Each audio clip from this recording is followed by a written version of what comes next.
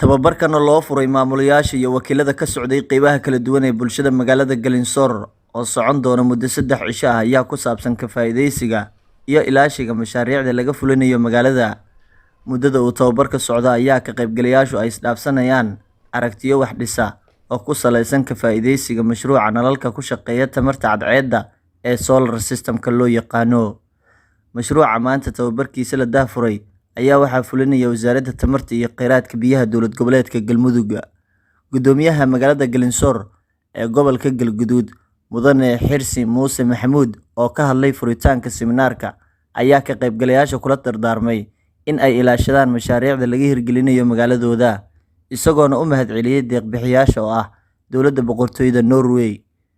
Diisu inay ogaadaan in loo keenay solarkan ayaga loo keenay in uu ayaga anfacayo inay ilaashadaan inaysan dawlad kale iyo ummado kale aysan lahayn oo ayagu ay leeyihiin oo ayagu ay ilaashadaan oo ayagu ay dayactirtaan wixii ka xumaadana ayaga oo ka xumaaday wixii fiicanna ayaga uu fiican yahay. taas inay la socdaan cid kasta oo gacan ka geysatay oo deegaankan gacan ka geysatana waa uga mahadcelinaynaa. waxaan leenahay waa mahadsantihiin 100%. haddana waxaan u sii baahidii shalay aan u qabnay solarka maantana waa u baahannahay.